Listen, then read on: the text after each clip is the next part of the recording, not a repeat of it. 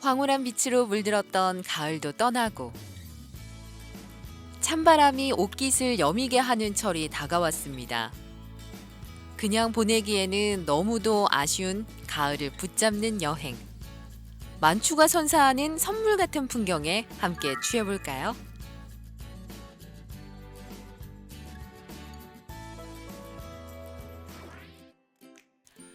봄, 여름, 가을, 겨울 할 것 없이 언제고 관광객들로 북적이는 곳 전주 한옥마을.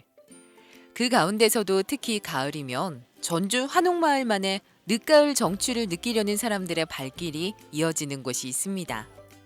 이곳은요, 이름부터 가을과 잘 어울리는 은행로인데요.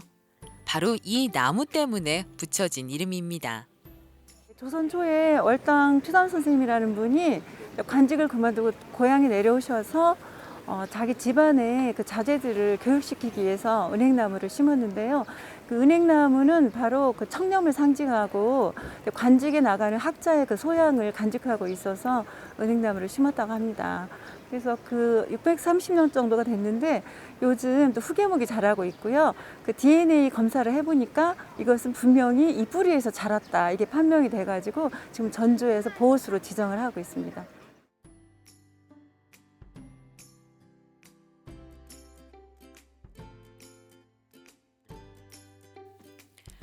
무려 600년을 넘게 산 나무에서 어린 나무가 자라난 건데요. 오랜 세월 한 자리를 지킨 나무이기에 그 속에 숨겨진 이야기 또한 흥미롭습니다.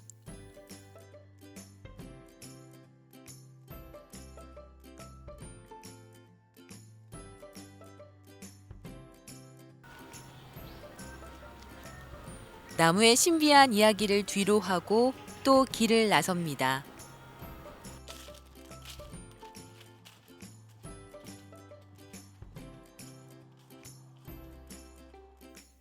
한참을 걷다 발길이 닿은 곳. 오목대 입구에서 한옥마을을 내려다보며 역시나 긴 세월 수많은 사람들의 이야기를 들어준 나무 앞입니다. 사람들의 소원을 들어주고 마을을 지켜주는 나무라 해서 당산나무라 더 많이 불리는 느티나무. 이 나무에는 어떤 이야기가 숨겨져 있을까요? 네, 이 당산나무는 조선 500년을 같이 했던 나무고요. 마을 어귀에 주로 팽나무나 느티나무가 당산의 역할을 하는데 하늘과 땅을 연결해주는 신목이에요. 그러니까 미신이라기보다는 우리의 그 전통 신앙이라고 보시면 되고 주로 마을 사람들이 그 공동체 결속이나 안녕을 바라는 차원에서 이 나무를 중심으로 해서 그 안녕을 빌었고요. 지금은 정월 초하룻날 여기에서 큰 행사를 하면서 소원을 빌고 이렇게 복주머니 같은 거를 논다든가 하면서 지금 한옥마을과 같이 살아온 나무입니다. 한옥마을의 중심에 선 당산나무는 전주 한옥마을 둘레길 숨길의 코스이기도 합니다. 숨 좀 크게 쉬자는 의미에서 숨길이란 이름이 붙여졌다고 하는데요. 그 이름 덕분일까요? 이곳에서 바라보는 풍경은 정말이지 숨이 탁 트이는 기분입니다.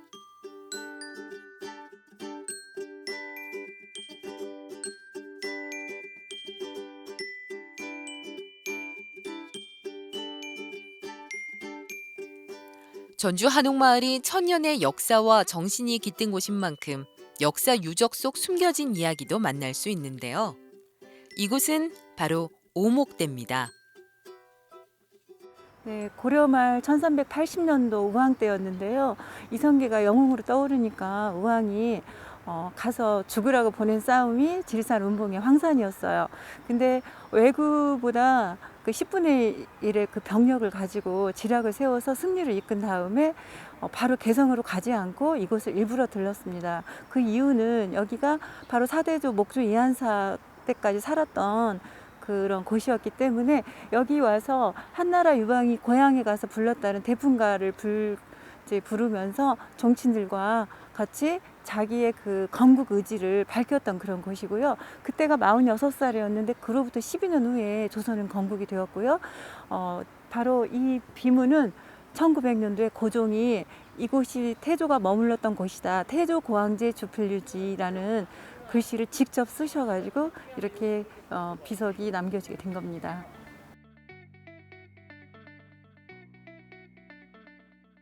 알고 보면 우리 전주에 이렇게 역사적으로 유서 깊은 곳들이 참 많습니다.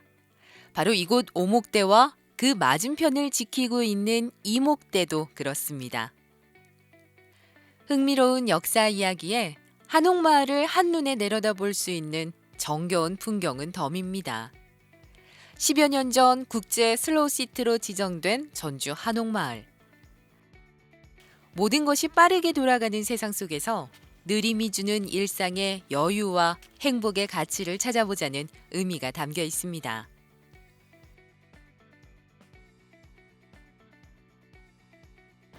천천히 걸으며 계절의 변화를 두 눈과 두 발로 마주하니 오감 만족입니다.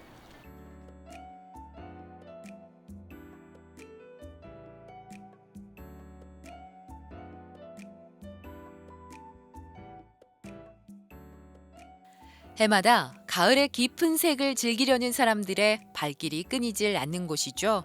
전주 향교입니다.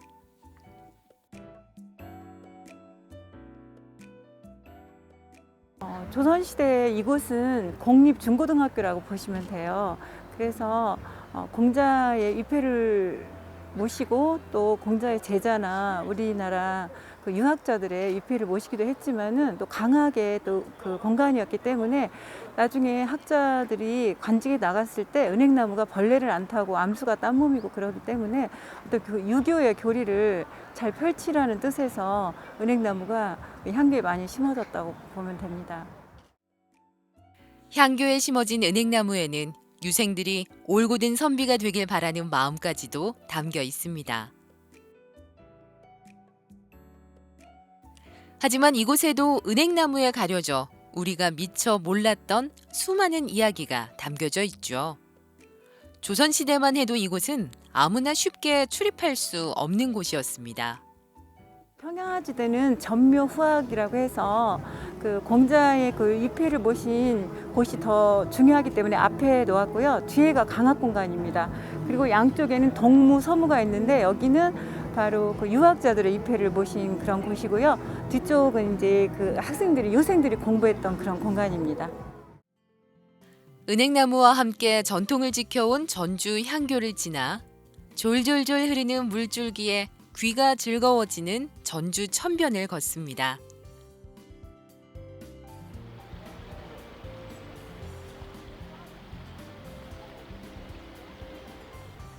계절마다 바뀌는 풍경이 때론 발길을 멈추게 하네요.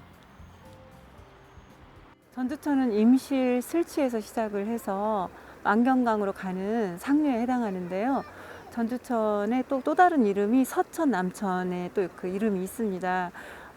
30여 년 전에 이곳은 오폐수가 모여드는 굉장히 아주 오염된 그런 하천이었는데 정화 사업을 통해서 지금은 우리나라 생태 하천의 모델로 지금 이름이 알려지고 있고요. 또 일급수에서만 산다는 쉬리, 모래무지, 은어 등이 살고 있고요. 또 천연기념물인 수달과 원앙이 살고 있습니다.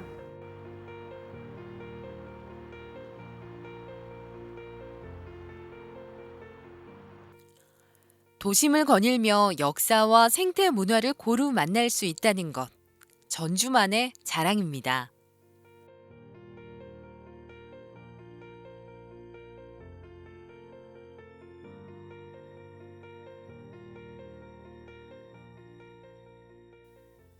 전주천을 따라 걷다 보면 마주할 수 있는 곳 한벽당.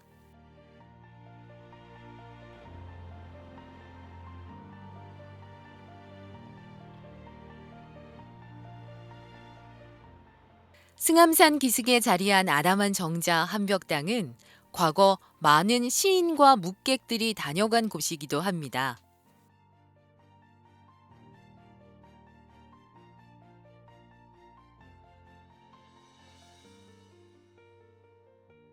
얼당 추담 스님이 조선 초의 개국공신이었는데 관직을 그만두고 고향인 전주에 내려오셨어요.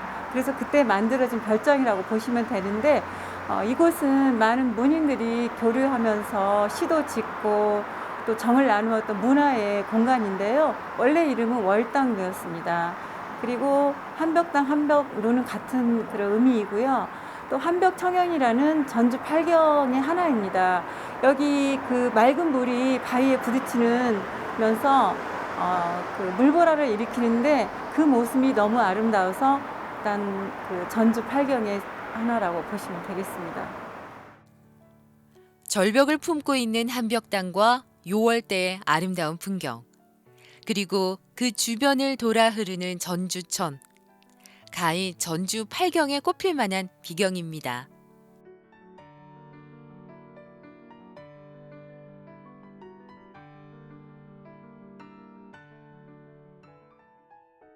골목골목 그리고 걸음걸음 닮은 듯 다른 가을 풍경을 보여주는 전주 한옥마을길.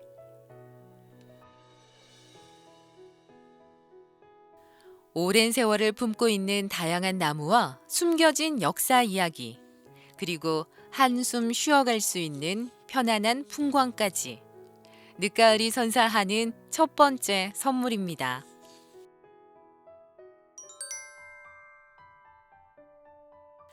지리산 운봉읍 바래봉자락. 선명한 색을 뽐내는 꽃들이 반겨주는 이곳은 1년 내내 기분 좋은 향이 풍기는 지리산 허브밸리입니다. 가을이 끝인사를 하는 요즘 좀 더 진한 향기가 발길을 사로잡는데요. 가을의 전령 국화입니다.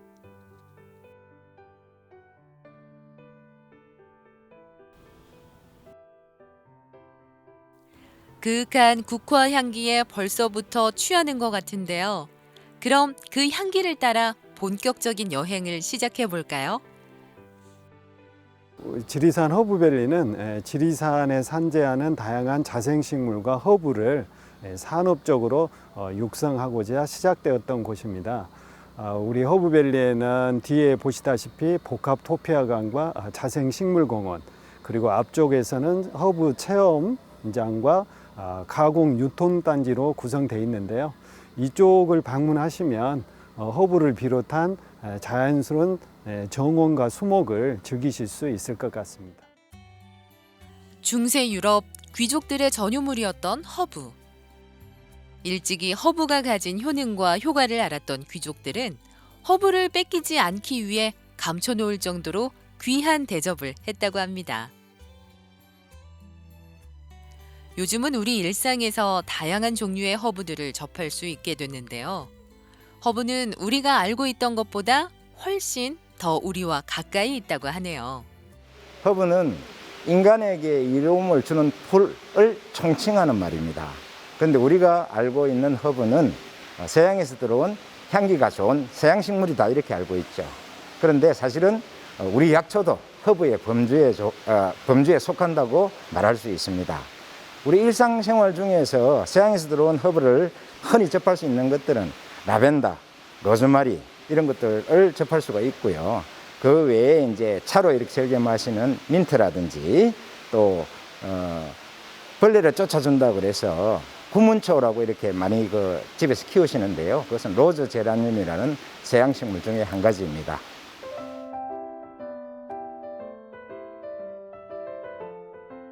드넓은 부지를 가득 채운 허브향. 가장 먼저 향한 곳은 압화전시관입니다. 지리산에서 자생하는 식물들을 오랫동안 관찰할 수 있도록 보존해둔 곳이죠. 지리산 자생식물의 무려 3분의 1을 옮겨 놓았다고 합니다. 우리나라 식물이 대략 한 4,500여 종으로 추정되는데요. 그중에 33%가 우리 지리산에 있습니다. 이 한 1,450여 종 되고요. 그 중에서도 대표적인 이 자생식물들을 한 400여 종 정도를 저희가 압화 처리해서 전시하고 있습니다. 대표적으로 지리산의 기원식물인 지리 터리풀, 또 바람꽃, 제비꽃 이와 같은 다양한 식물들을 압화 전시하고 있는 그런 관이 되겠습니다.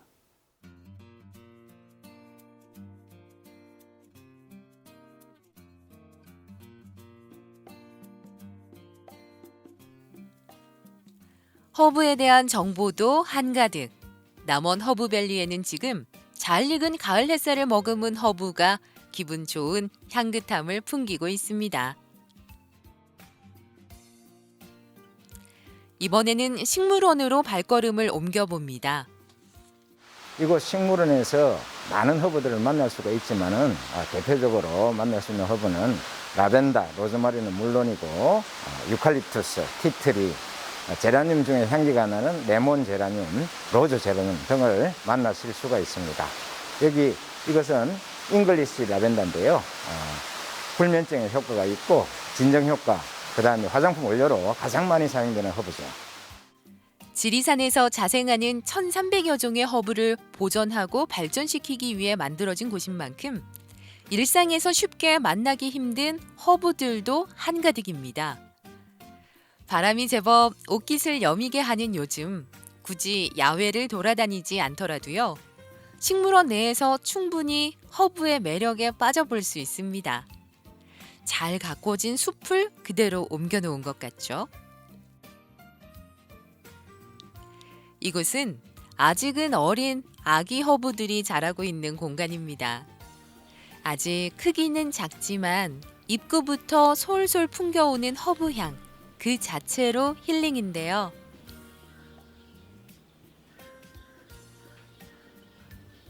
이곳에선 어떤 허브가 우릴 반겨줄까요?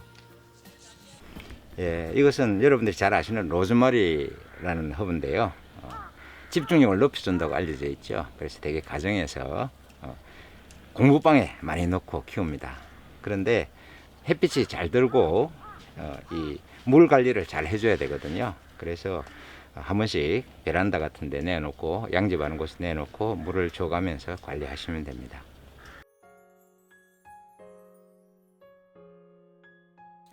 이 작은 녀석들도 머지않아 쑥쑥 자라 누군가에게 향긋함을 선물로 안겨주겠죠.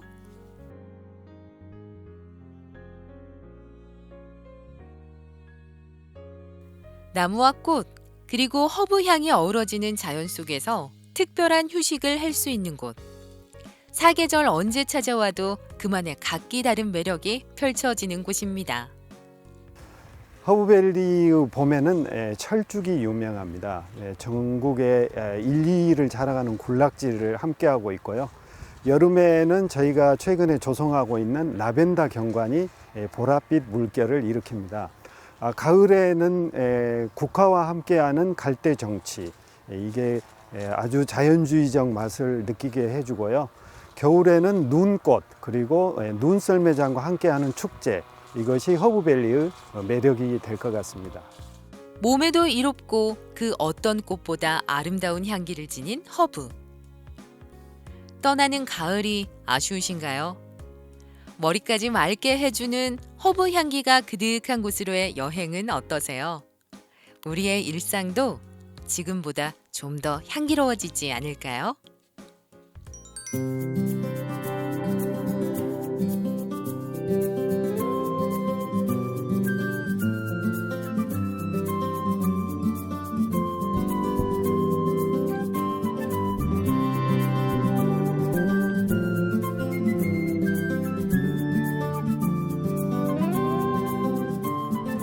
아주 멀리까지 가보고 싶어. 그곳에서 누구를 만날 수가 있을지. 아주 높이까지 오르고 싶어. 얼마나 더 먼 곳을 바라볼 수 있을지. 작은 물병 하나, 먼지 낀 카메라, 때 묻은 지도 가방 안에 넣고서 언덕을 넘어 숲길을 헤치고 가벼운 발걸음 닿는 대로 끝없이 이어진 길을 천천히 걸어가네.